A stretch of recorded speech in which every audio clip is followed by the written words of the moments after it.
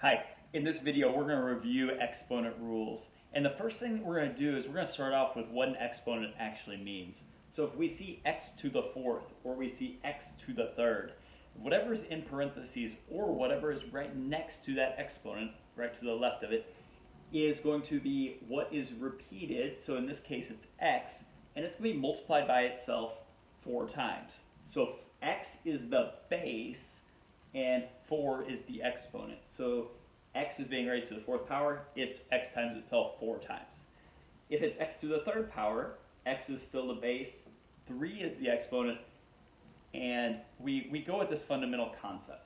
Now, these exponents are really come in handy in terms of what we do with this when we multiply them. So we have x times x times x, that's x to the 3rd. And what we would actually do with those exponents is add them. And so that's how we would get x to the 3rd if we were simplifying that. So that will come in handy. I would star this one. I would keep this one right at the forefront of your mind because everything is going to build off of it. If we understand that problem, then we can hop over here and we see negative 4x. We see a parenthesis. It means that that whole thing is being raised to the 3rd power. So it's negative 4x times negative 4x times negative 4x. So it's negative 4x written 3 times. Now this is all multiplication, so we can multiply these together. And if we did, so if it's all multiplication, we can switch the order, so it can really be like negative 4 times negative 4 times negative 4, and then x times times x, which ends up giving us negative 64x to the 3rd power. Now, that is a problem where there is just a monomial. So there's only one term here.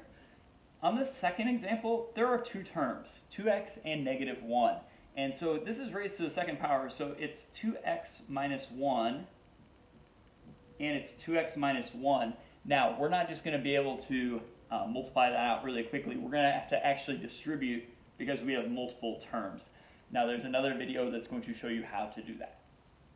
But it's the main idea of that being squared means we need to write it out twice, and then we're going to have to multiply it out, distributing. Moving over to this example shows us that only certain things are raised to exponents. So if there's parentheses, we have to ask ourselves what's being raised to the exponent. And so here it's 2x is being raised to the 3rd power. The 3 is still out here. It's being multiplied by it, but then we have 2x times 2x times 2x, and we would simplify that down. And when we do, we get 24x to the 3rd. Again, this example, 5 times 3 squared. 3 is the only thing that's being squared here. 3 is the base, so it's 5 times 9, which is 45. Now, this example is basically 2 monomials, like these are one term being multiplied together. This also might look like parentheses to show the multiplication in between it. And what really happens here is there's multiplication in between each of these. And so what we want to do is we want to rewrite this knowing that, and knowing that we can change the order. So it's negative 2 times 5, and then it's times x squared times y to the 3rd times y to the 6th. And when we simplify this down, we get negative 10. It's x to the 3rd, because we have 2 of the same bases that are going together, and then y to the 3rd and y to the 6th is y to the 9th, and that's how we simplify that problem down. I would always reorder it, especially if you're not getting these questions right. Reorder it based on knowing that it's multiplication. Reorder the different items so that they're next to each other, and then simplify it down.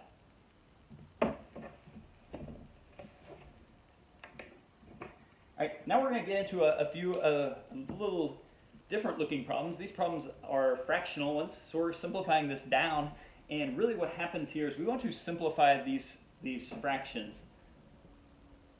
And so let's start with the numbers. So like 2 and 6. If I was simplifying that down, I would divide each by 2, and I'd get 1 over 3. And then it's multiplied by the next thing. So we have x to the 5th and we have x squared. I always ask myself which one has more and how many more does it have. So this has 3 more, so it's going to be x to the third. And this is just going to be a 1. So it's going to be x to the third that goes on top. And then we have y to the third and y to the third. When we simplify those down, they both become 1. The thing to not do is to put y to the first. It's not y to the first. It's just 1. So we have this simplification going on now, and it's x to the third over 3 in this problem. So we start by just looking at each individual variable to see what can simplify down. Now, the next one, if it doesn't have an exponent, I would put an exponent of 1 in there, and then simplifying it down the same way. So 9 and 6 divide each by 3, we get 3 and 2, as if we were simplifying that fraction of 9 over 6. So 3, 2, x to the first and x to the sixth, which one has more? The bottom has more, and it has 5 more.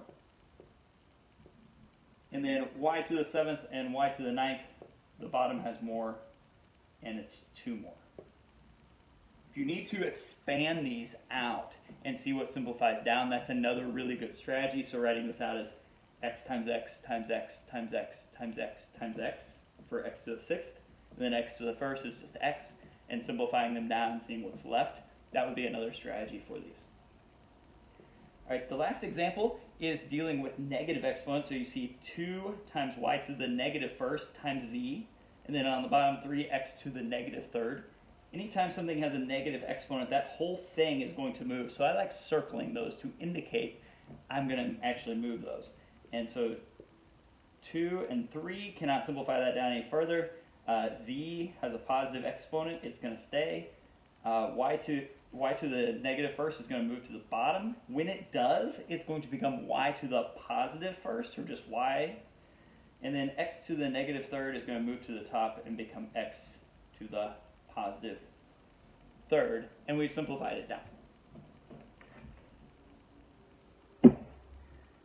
All right, our last example is, again, moving negative exponents. So we see negative exponent, negative exponent. We know that those are going to move.